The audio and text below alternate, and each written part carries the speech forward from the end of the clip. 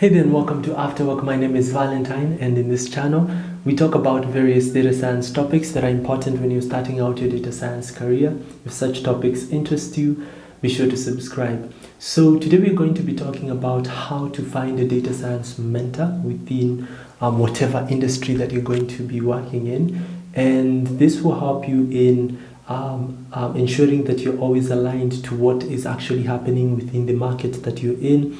It will also help you to understand what sorts of opportunities are there when it comes to post the data science learning experience that you're going to be undertaking. So it will align you to the relevant skills, and it also help you to know how to prepare for, say, interviews. And just help you basically to know the ins and outs, like, what should you not do when it comes to learning, what should you not do, and it will make your whole journey of becoming a data scientist much more easier, and you would actually possibly achieve it in a shorter time than if you were to not have a mentor.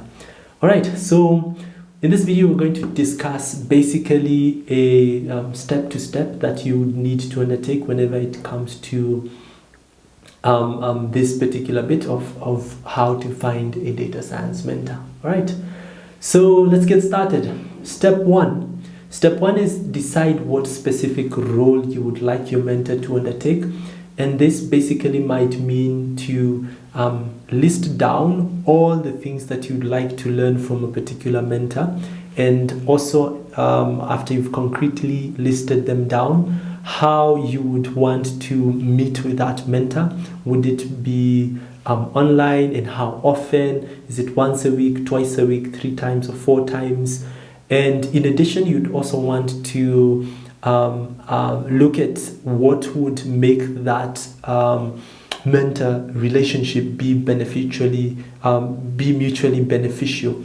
For instance, if you're going to be, if a mentor is going to be mentoring you, will you work on a project that you're going to be undertaking? Just trying to think of those ideas that would still ensure that the mentor relationship is a bit more mutual, and this has to be professional, and so as to be able to benefit fully from this particular engagement that you would undertake.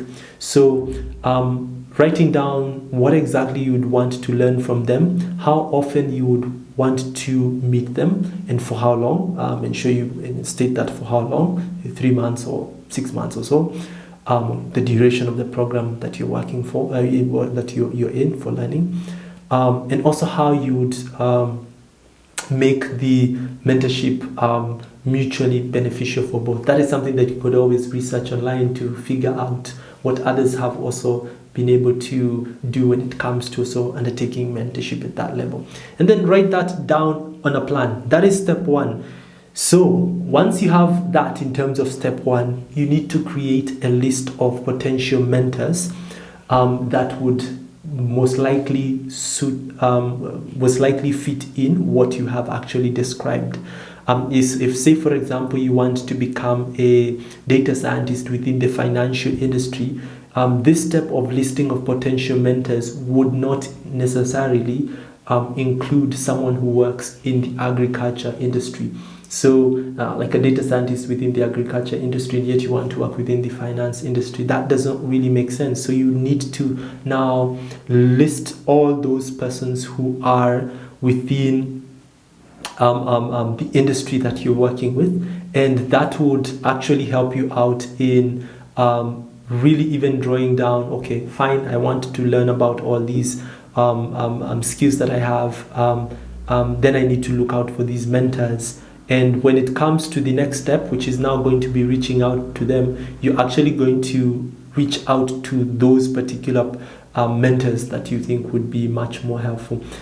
And of course, when you're listing down those particular mentors, you need to ensure that they do have some level of experience when it comes to the topic at hand. That way you don't waste a lot of time on persons who do not necessarily know about the subject matter that you intend to grow into. just possibly because maybe they have done a conference or so, does not really make them a full-blown data scientist and an expert in that particular end. So understanding that all the mentors that you have, you need also to reach out to them. Now, assuming that you have come up with a list of, say, 10 potential mentors, I'm saying 10 because sometimes when you're going to be reaching out to them, even you might realize 3/4 of them would not be interested in mentoring you. And that's perfectly okay. People usually have also other commitments. So the step 3 would be to reach out to those particular mentors. It could be on LinkedIn. By the way, during your research of the potential mentors, you also need to look for them on LinkedIn. So being able to reach out to them with basically cold messages. Cold messages usually are just outlining. It could be not even a lot. It could be 3-4 sentences or 5 that talk about who you are, what you're looking towards in terms of the end goal, and in terms of what you think the mentor can provide you with, and whether they would be interested in mentoring you or undertaking this particular journey that you're undertaking, and asking them if it's okay, you would share more information. You already have a plan on how you intend to go about that.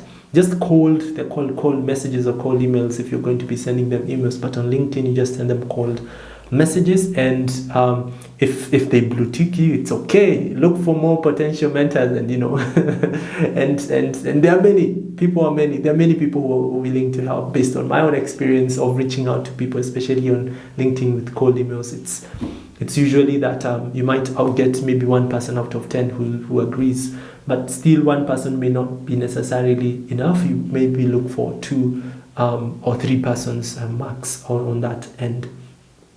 So once you've reached out to them, when they've replied, do make plans to do propose to meet possibly online for 30 minutes on a call to just outline what you would want in terms of mentorship from them. So once you have done that, that's the 3rd step.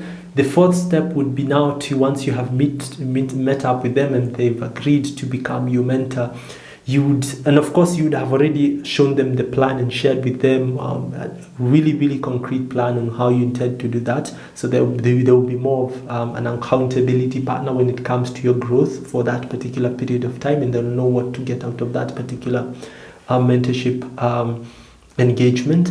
In the 4th step, you need to also ensure that you, during now this process of mentorship, whether if it's a 3-month mentorship, you are keeping the mentorship healthy. So if you decide to, in your conversations, to undertake some goals, like for example, you decide to achieve something, like you've decided to undertake a particular project, maybe in data science, then or in maybe machine learning, or even in data visualization, and you have let's say one meeting every 2 weeks or once a month, you need to ensure that you always ensure that you have that done. That way it shows the mentor that you actually really intending to move towards your goal, and that would ensure that the whole mentorship experience is a success.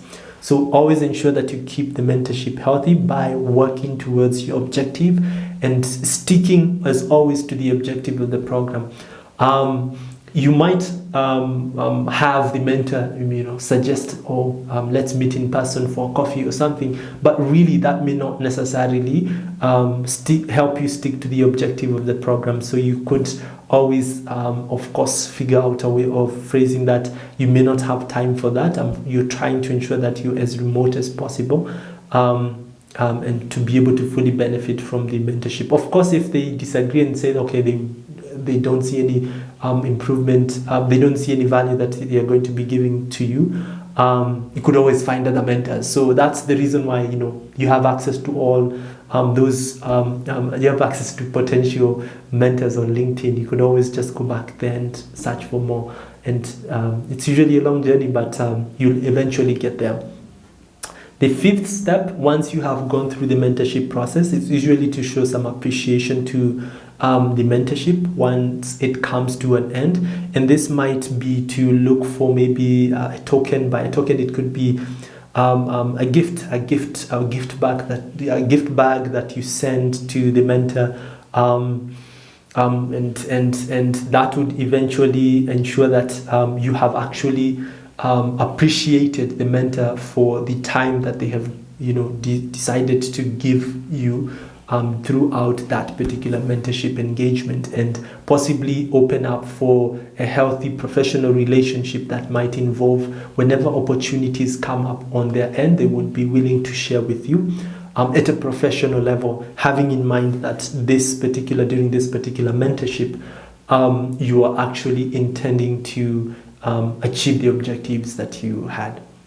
All right, so that's it in terms of how you are able to go through this particular process. I think it's usually one of those processes that people do not necessarily think of as that important when you're learning, but it will save you a lot in ensuring that you get to those goals that you had intended to get to in a relatively short period of time. So that's how you find a data science mentor. If you liked this video, be sure to give it a thumbs up, and if you would want to be informed of when we post such future videos or even other courses when it comes to starting out in data science, be sure to subscribe, and see you in the next video.